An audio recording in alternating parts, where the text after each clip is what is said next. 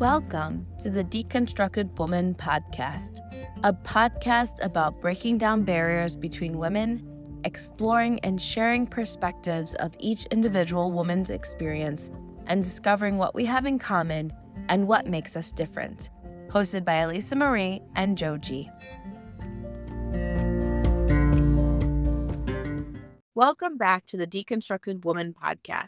So this week, Joji and I wanted to sit down and talk about a phenomenon that was coined back in 2021, and I'll pull up the name of the individual who coined it. But how I heard about this was I was at a recent conference and they were talking about the concept of burnout, and they made mention of what has been deemed the Great Resignation.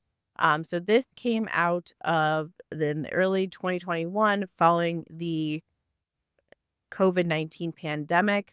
And Anthony Klotz, who was a professor of management at the University College London School of Management, in May 2021, came up with the term the Great Resignation. And so what they were talking about is that individuals were leaving their jobs in large groups.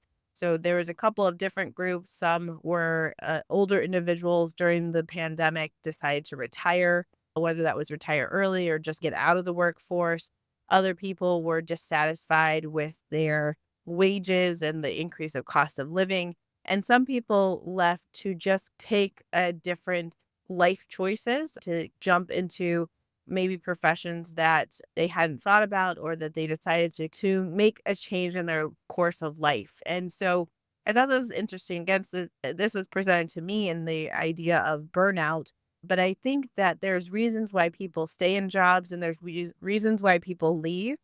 And so we saw this great flux of individuals leaving their jobs in many numbers. And one of the things that they point out is that as far as the economists are concerned, these people didn't leave the workforce and not work again. They just entered into different jobs. So I thought it was an interesting conversation. And so I wanted to bring it to Joji and myself to talk about. So Joji, with that kind of introduction, what were some of your first thoughts as you heard this idea of the Great Resignation? I heard the word or the phrase used quite a bit. That was something that a lot of different organizations, and I'd say HR, a lot of different business sides of business were looking at it because we were having people like just a drought when it came to candidates for hiring. And I think the burnout was also something that they really tied to the Great Resignation because in the midst of COVID, there was a lot of anxiety about going to work, especially in healthcare environments where the possibility of having a really sick patient or people that are not masking or masking with symptoms, without symptoms. I think everybody had like a heightened awareness of the risk to yourself. And I think that was really what started to enter people's mind. And I know that a lot of employees that were older or maybe had some compromised autoimmune issues really started thinking about, was this the right place for me to be? And if there was an option for them to retire early or they had a nest egg and they might just step out of the work field for a little while until there was more information about COVID. That was definitely the conversations that I was surrounded by. There was definitely a lot of older physicians that were close to retirement, that a lot of them were frustrated with the lack of information and the lack of movement where COVID was concerned. There was so much mixed information out there that I think there was a lot of confusion. And you also saw, I think, front level staff in the hospitals dealing with emergency rooms, ICUs, pulmonologists, ICU nurses, just really struggling with the day in and day out of the acuity of patients, people dying left and right. Also those images of like trailers with dead bodies outside hospitals. They were very grim pictures that were being shared on the news and in articles. And so I think people really started thinking about their safety and their livelihood and what was really worth working for in those kinds of environments. And being that I work directly in healthcare, I think that we definitely had some things like first responder kinds of issues that would delineate certain things that you had to be open for, or if you were working, if you're open, if you're closed, things like that. So it was definitely a difficult conversation. But I do think that burnout had a lot to do with the great resignation. And I also think that as an outgrowth of that, people really started to look at what was worth coming into work every day and coming into work contrasting with remote work. And so remote work was something that a lot of different organizations went to. Healthcare, non-clinical people were able to work from home for the first time ever in their careers. And several people haven't gone back to the hospital because the hospital is a landlocked environment. And if people can work from home, that frees up space for more critical functions at the hospital. And so I really think that people were reevaluating how far their commute was, whether there was an option to work from home. And some of the other things that you also mentioned, Alyssa, to me anyway, I don't know if it was on the introduction, but also thinking about, was what I'm getting paid the right salary for me to come into work and deal with this kind of possible contamination by other people? And I think that if they felt like it was a dead end job and there was no room for advancement, then maybe it was better for them to look for a different job. And I think that opened up a lot of avenues for people to explore too. And so I think that people were looking at all sorts of things. How happy are they at work? What are their coworkers like? What is the management of the business like? And are they creating an environment where I'm valued for my work, or is it just people take it for granted? And I think that those companies where people took their employees for granted really did lose some staff because you just didn't have the opportunity to devalue your employees during COVID because it was such a rough time for everybody involved. But that's everything that occurred to me when we started talking about this topic. What do you think about some of those things? I know we work in you're adjacent to healthcare, so I don't know how it affected your work. But did you see people retiring earlier or people having conversations with colleagues about thinking about staying, leaving, considering all their options? Yeah, I definitely saw a little bit. So, touching on one of the things that you mentioned, for a while, people were at home. And for me, it was my husband and I and our small children at the time. And so we were getting a lot of time together, something that we didn't have before. And we dabbled in remote work briefly. And then I was back in the office, I think within maybe 2 to 3 weeks. Like I wasn't out of my office very long.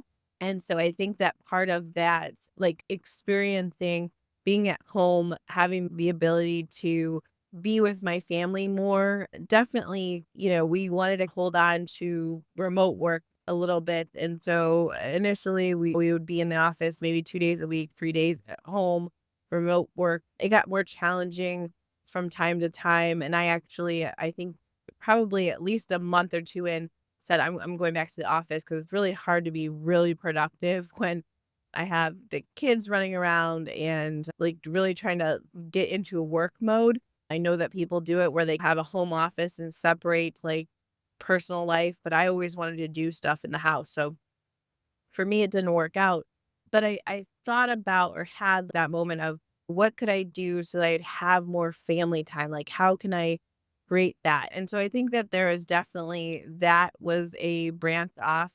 So it wasn't necessarily some of the things that you noted, like the concerns of safety and things like that. It was more of what am I doing? Because that time with my family became so precious, especially in light of all of the things that were going on around us. We hunkered down together and persevered through what was a challenging time. And so I think that may, for those not in healthcare or outside of that, it felt like, okay, what am I doing with my life? Life is fleeting.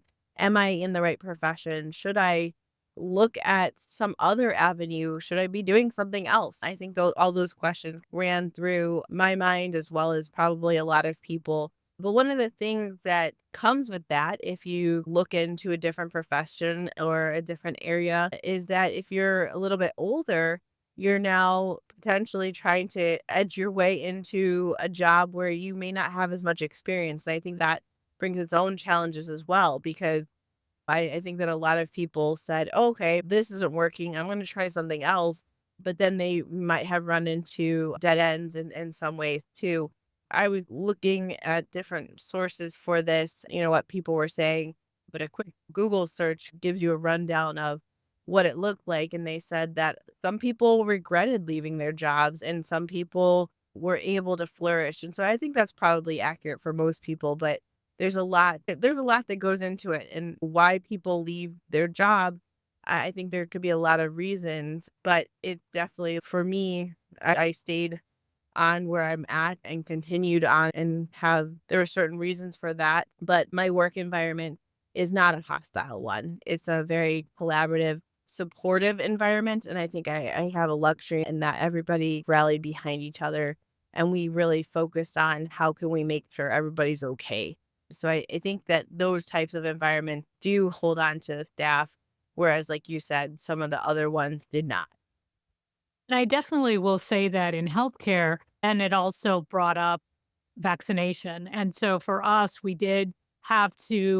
lost one person who didn't personally want to get the vaccination. And so we decided, I would say, I think, I don't know, early 2020, that by the end of 2021, everybody would need to be vaccinated to maintain their employment. And so that was a really rough conversation because we lost somebody that had been with us for a long time and it was her first job out of training.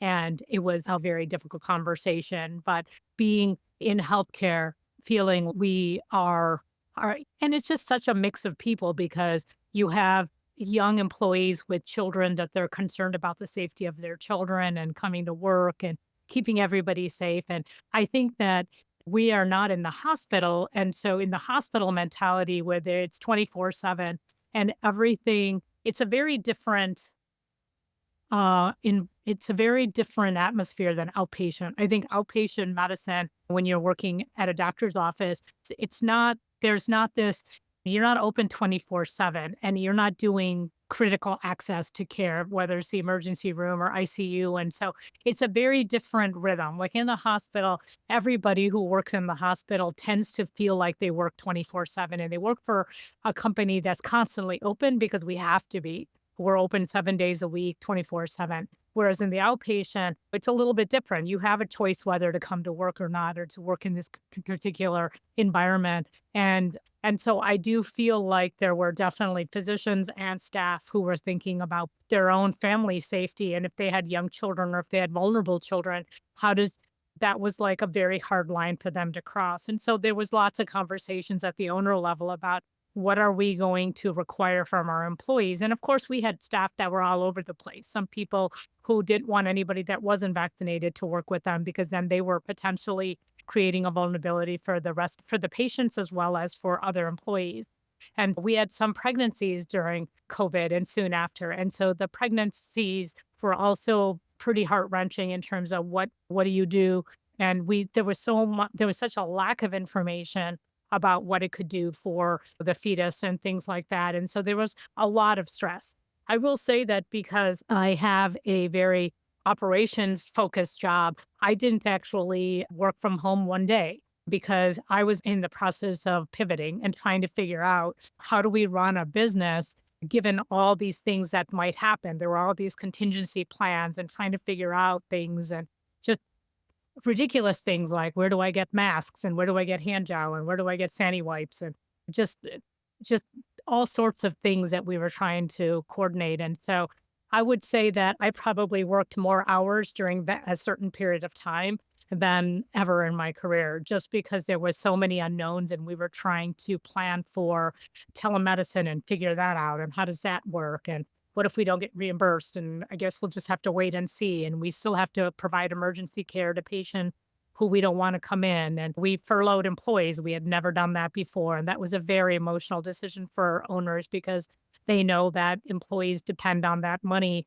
And when there's uncertainty, cutting people's hours is not what is comfortable. And so, so many different things, the PPP, and do we apply for that? And what are the consequences of that?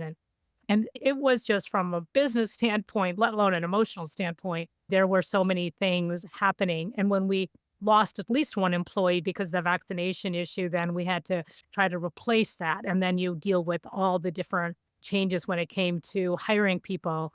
And I was telling Alyssa before we jumped on that that was really when we turned the corner into people applying for all jobs and then not responding to any phone calls or taking a job, signing a offer letter and then never showing up to work and you expect them to come in. And so it just has been a wild ride for the last couple of years as an employer trying to hire. Lots of strange behavior, things that we would have never seen 5 or 10 years ago for sure, just seems to be commonplace. Like now, if I schedule an interview and they don't show up, I hate to say it, it doesn't surprise me because it happens more than 50% of the time. And it's just the bar is set really low. And we might be creeping out of that a little bit, but it's been really difficult for the last several years. And we're all struggling to hire people. And so we will take staff that we may not have taken a couple of years ago. And so it's a really challenging time all the way around. And I know you had mentioned even about restaurant people who work in restaurants and how restaurants closed and people didn't have an income. And there were really difficult times for people in the restaurant industry. And so people definitely had to find other work to do and figuring out. And I think that's also the time, like you were saying, where people start thinking about, is this really what I want to do? Is given all the things that I'm up against, is this career really worth my time? Is it everything I thought it was going to be? And is it a good time for a change? I don't know if did you know anybody who might have changed careers during that time? Yeah, my husband was one of them. He is a chef by trade and has always worked in the restaurant business, and his restaurant did go down to skeleton crew and then eventually did close, and, so he pivoted, and he's always been interested in HVAC and maintenance things, and so he went back to school and got a degree in HVAC and then is now working in that field. So it definitely took some time though. It wasn't it was so it's now 4 years post pandemic. So about 4 years for him to enter into that field, and I think we've talked about it before, he stayed home with the kid during that time to help with cost of childcare as well as just to contain it so that our kid could be home and not exposed to different things very early on in the pandemic. So he stayed home and took online classes initially. And then when they went back into person, he went back into school. So I definitely saw through his experiences. And I think that he did have initially a hard time getting into the field because, again, he didn't have any experience. He was looking for a very specific type of agency that would take him on as an apprentice and teach him the ropes. He had classroom experience and a certificate, but didn't have the real life experiences that you would expect for somebody in their late 30s, early 40s. But he was able to break into that field, and I'm happy to report doing very well. But I definitely think that some of the things that you were speaking to, I think are actually this might be a whole nother topic, so we might have our next topic for discussion, but there is a lack of professionalism, and I think that some of that is because we have a whole subset of individuals who were graduating from school or kind of entering into the work field right around the start of the pandemic. And so your first entry level job, you learn some of those kind of work etiquette things. And I think that there's a whole subset or generation, if you will, that didn't learn basic etiquette of interviewing and things like that because they didn't have the opportunity to do that. So I don't know. We'd have to do a little digging to see if that is accurate. But, and again, that's the point of this podcast is to open up the conversation. So if there's people out there that are fitting into that demographic, we'd love to hear from you. But I think that there are, at least what we've seen with students that we train and things like that, we have seen a lack of professionalism and a really like steep curve or learning curve for people to learn what it means to work in a work environment and those kind of basic things. Definitely, we have seen that as well. Sometimes there's a sense of entitlement that thinks that there are so many jobs available, and definitely the salaries have gone up. People are demanding crazy kinds of money, but their professionalism or their work ethic or what they need to do to justify that kind of a salary doesn't necessarily come with that request. And so it's been interesting because Absolutely, to your point, Alyssa, we have people who don't know how to behave in the workplace, but yet also feel like they hold all the cards, and yet they can also be completely inappropriate at the workplace. And so it definitely is a very mixed bag of behaviors and demands and things like that. But the one thing I wanted to follow up with on a comment that you made is bringing it back to women, because that's what we really like to talk about. And so I did see 2 different, I would say, groups of women and having discussion. I think there were some of the women with older kids who were just struggling to keep their kids interested in schoolwork because there was so much online learning, which was new, and trying to just adapt to that environment where kids were old enough to be alone, but not mature enough to do all their homework or that kind of thing, or they needed a lot of help, or their kids were having a hard time either with attention or understanding the way that the teaching had changed because everything was online and there was so much self responsibility in managing the homework and the reading and things like that. And then there was another group of women reminiscent of what you're saying that really got to spend a lot of time with their kids and really realize how much time they were missing with their family, and really tried to figure out, was there some middle ground? Was there some way that they could have the best of both worlds? And for the most part, I hate to say this, for the most part, I think everybody ended up going back to where they were just because they didn't really have time to figure out what that middle road compromise looked like. And they were called back to work. And so then they just went back, and that was like a slice of time where they realized it. But everything else, life goes back to normal, and you forget what one of your goals was, which was to explore, is there something that could meet both needs as a mom and as an employee? So I don't know what your thoughts are about that, but I definitely saw 2 distinct groups, maybe a third group that was hoping for life to get back to normal. But it sounds like you really were in the camp where you got to see the amount of time that you cherished when the kids were home with you. And where does those thoughts hang for you now? Are they in the back on the rear view mirror, or are they still something you think about from time to time, or are you just sucked back into the employee vortex and you haven't thought about it again? Yeah, I think for again in previous topics or previous episodes we talked about being the breadwinner and having the main income for my household. I didn't really have a choice. I knew that I had to go back to work, or I never left work. So I knew that I had to focus on supporting my family. And so during the pandemic, I that's what I did. I worked, and like I said, my husband stayed home and took care of the home stance, or the home our home. And but I did dabble in like a couple, because what it made me think of is like the mama I can't say it, like mom entrepreneurs. I think there's like a word that mixes those 2, mom entrepreneurs. I don't know. I don't know what it is, but I think there's a group of women who breached out of the careers that they were a lot of teachers. So I keep seeing these women out there creating programs, helping moms, doing life coaching. I think there's this group of women who said, you know what, I was teaching, but I don't want to go back into the schools. I don't want to go back into the system. I'm going to make myself an entrepreneur. I'm going to make money some form, and they're very successful in that area. And so I dabbled in some of that a little bit, but it's a hustle. And I found that it wasn't for me, but I know quite a few friends who continue to work. And again, that's probably another topic, like the MLMs and a lot of those businesses where you have the prospect of making lots of money, but it's a job and a half. I think when I was doing it, I was on all the time. I was constantly on my phone. I was constantly fielding questions, putting in orders, talking to people, rubbing elbows with people. There was a lot that went into it.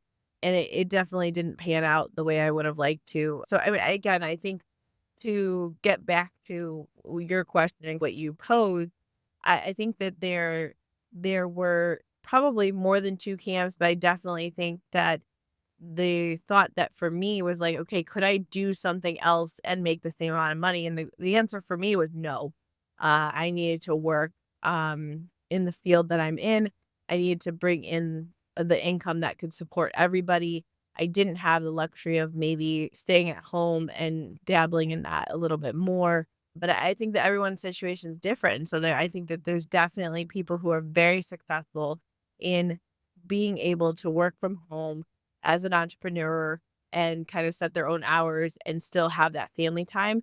And I think that there's probably women out there who are still struggling to find that balance. And for the most part, everybody is back to work in some capacity. And I think that's one of those things that people want to be able to create a work-life balance, but I think that's probably a myth in a lot of ways. Yeah, I do think also that the other thing I heard people talking about was cutting their expenses so that maybe there was a possibility of an early retirement or cutting back on their hours. And so I had a lot of friends look at, okay, what can I live without? Can we downsize to one car? Can we just limit our shopping and stick to a budget for this much money per for food or whatever? And I think that, like you said, everybody's situation is slightly different. And depending on how many kids you have at home or what's going on, that may or may not be possible. But I do know a lot of people who went through that calculation of what would I have to do to cut back on my work hours, because I think the value of your personal time and your free time all of a sudden became really important, and people started thinking about not necessarily just putting themselves at risk by going out or anything, but also just the value of your own time and doing with it what you want. And so I think there were some people who thought about what would it take to have more of my time. And is it changing jobs? Is it just walking away from working and living on my savings? And do I do that? Because I think that's the hardest part is it would be great to say, this is like for me at my age, I think, what's the point of retiring between 65 and 70 when I may not be in a good health condition to enjoy any retirement? Wouldn't it be great if I didn't work now and then maybe I would go back to work in 5 years? Life doesn't work that way, and I get that, but it feels like we I could understand why some people were thinking about, is there a way to do that? Because it's an interesting idea. Why not take advantage of having free time when you are able to be active and enjoy your time and fill your time with things that you truly enjoy doing instead of maybe spending 40 or 45, 50 hours at work a week. And so I think definitely people started really looking at their choices, and that led to other discussions about how they spend their money or where they spend their time or who they spend their time with.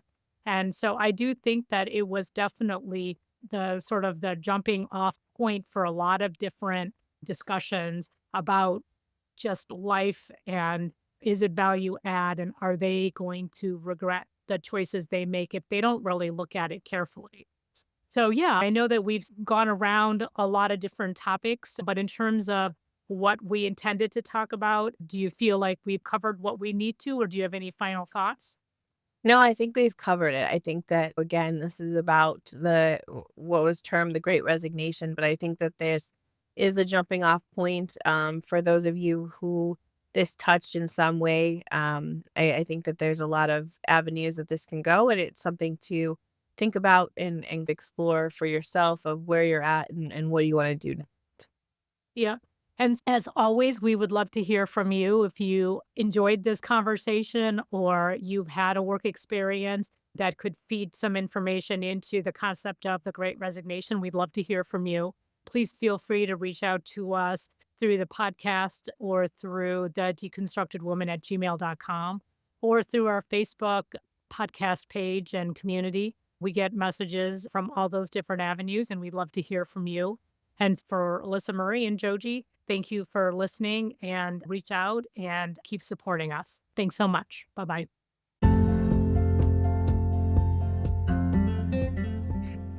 Thank you for listening to our podcast, The Deconstructed Woman. If you liked this podcast, please share it with your friends, rate this episode, or subscribe to be notified of all new content.